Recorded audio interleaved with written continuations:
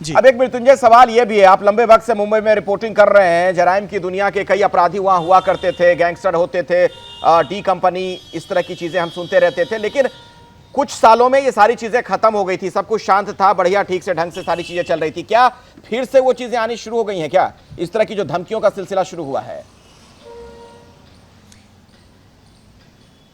देखिए, धमकियों के मामले में अगर मैं बात करूं या हॉक्स कॉल के बारे में बात करूं तो ये कभी बंद नहीं हुआ था।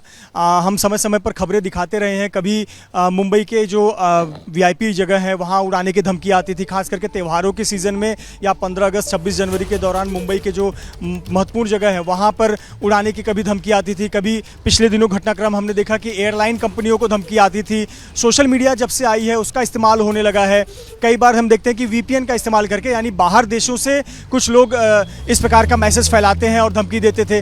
पर इसे जब जांच किया गया तो इसमें बहुत कुछ गंभीर बातें नहीं निकलती थी। लेकिन जो हाल का वाकया हुआ है, जिस प्रकार से बाबा सिद्दीकी की हत्या हुई है, इसके बाद से कोई भी मैसेज हो, इस प्रकार के थ्रेट कॉल हो, इसे बहुत लाइटली नहीं लिया जा रहा है, बहुत गंभीरता से लिया जा रहा है और तह तक जाया जाता है कि आखिरकार जो व्यक्ति है जिसने फ़ोन किया था उसका मोटिव क्या था, इसने किस उद्देश्य से फ़ोन किया, इसे नंबर कहाँ से मिला, इसकी मंशा क्या है और इसका कनेक्शन क्या है। एक घटना का जिक्र करना चाहूँगा। अभी जो बाबा सिद्दीकी पर फायरिंग का मामला हुआ था, इस मामले में जो पुणे से एक आरोपी को, लोनकर को, उसके भाई को गिरफ्तार किया, लेकिन जिसके पास से हथियार मिले थे, इसे पिछली बार 4 महीने पहले जब सलमान के घर पर फायरिंग हुई थी तब उससे पकड़ा गया था, उससे पूछताछ भी हुई थी, लेकिन उससे छोड़ दिया गया क्योंकि उसके पास से सिर्फ हथियार मिले थे और कोई लिंक इस्टेब्लिश नहीं हुआ। और अब देखिए, जब बाबा सिद्दीकी पर हत्या हुई तो पता चला कि उसी लोनकर से हथियार सप्लाई हुए थे। तो ऐसे पर अब मुंबई पुलिस हो, महाराष्ट्र पुलिस या फिर क्राइम ब्रांच की टीमें हो, इंटेलिजेंस टीमें हो, अब इसे बहुत लाइटली नहीं लेती हैं। कोई व्यक्ति का अगर ऐसे कुछ पाया जाता है, नाम, उसका नाम आता है, तो बहुत तह तक जांच की जाती है।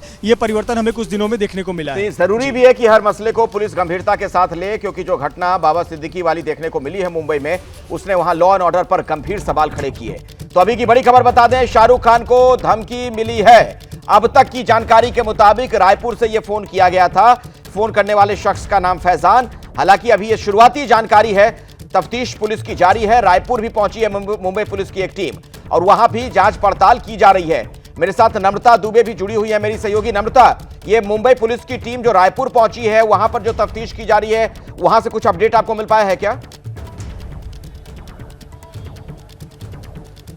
देखिए, जो शुरुआती अपडेट हमारे पास आ रहा है, मुंबई की जो क्राइम ब्रांच की टीम है, बांद्रा यूनिट की, वो टीम छत्तीसगढ़ के रायपुर पहुंची। वहां पे जो लास्ट लोकेशन इनकी डेटा के हिसाब से मिला है, वो एक बाजार का बताया जा रहा है। उस बाजार के पास जो मुंबई पुलिस की टीम है वो वहां पर पहुंची और आसपास के लोगों से भी पूछताछ की जा रही है। मोबाइल नंबर फिलहाल जो है वो बंद आ रहा है, तो जिसके बाद उसको जो ट्रेस करने की कोशिश है वो अलग तरीके से की जाएगी। लेकिन फिलहाल जो टीम है वो वहां पर पहुंची है। उस शख्स के नाम की जो जानकारी है, उसके बाद अलग जो डिटेल्स है वो आसपास के लोगों से पूछकर की जा रही है। फिलहाल बांद्रा पुलिस स्टेशन में जो है वो शाहरुख की टीम की तरफ से FIR दर्ज करवाई गई है और इस मामले में आगे जो है शाहरुख खान का बयान भी दर्ज किया जाएगा। जिस शख्स के नाम पर ये फोन रजिस्टर्ड है उसका नाम फैजान है, फैजान खान बताया जा रहा है।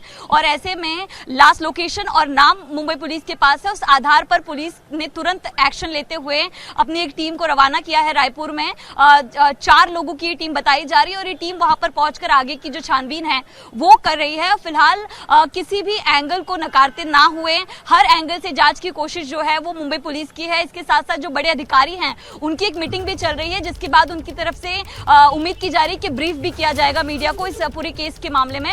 लेकिन जिस तरह से सलमान खान को मिल रही लगातार धमकी हमने देखी, बाबा सिद्दीकी के साथ जिस तरह की स्थिति हुई, उसके बाद किसी भी एंगल पर मुंबई पुलिस जो है वो लूप होल्स नहीं रखना चाहती है। हर एंगल पर स्ट्रिक्ट गंभीरता से जांच कर रही है और एक जो टीम है, जैसे ही अपडेट आया पहले FIR दर्ज की गई और एक टीम को तुरंत ही रवाना किया गया रायपुर और उस नंबर पर लगातार ट्रेसिंग जो है वो मुंबई पुलिस की जो साइबर सेल की टीम होती है उनकी तरफ से किया जा रहा है। क्या जो नंबर है वो किसी फर्जी डॉक्यूमेंट्स पर लिया गया है या फिर जो व्यक्ति ने अगर अपना नाम बताया तो क्या वो फर्जी बताया गया, तमाम तरह के जो एंगल्स हैं उनकी जांच जो है वो मुंबई पुलिस की टीम कर रही है।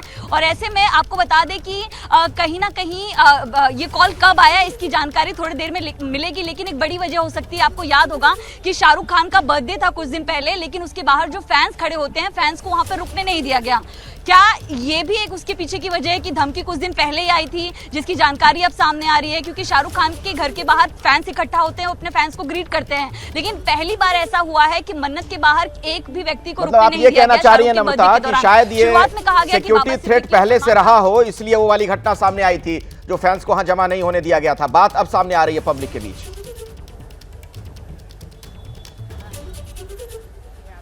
जी बिल्कुल, किसी भी संभावना से नकारा नहीं जा सकता, क्योंकि मैंने भी कई साल तक एंटरटेनमें मनोरंजन जो है उसको कवर किया है। तो शाहरुख खान के घर के बाहर हजारों फैंस का आना एक त्यौहार की तरह होता है, लेकिन पहली बार ऐसा हुआ कि एक भी फैन को बाहर रुकने नहीं दिया गया, और ना सिर्फ घर के पास बल्कि कई मीटर तक कई लोगों को इकट्ठा नहीं होने दिया जा रहा था। इसके पीछे कोई क्लियर वजह जो है वो कभी सामने नहीं आई।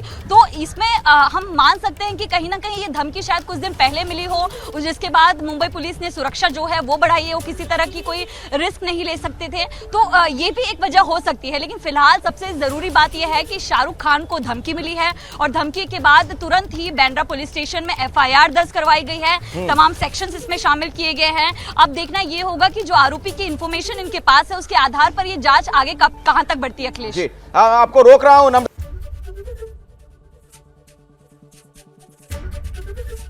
एबीपी गंगा, खबर आपकी, जुबान आपकी।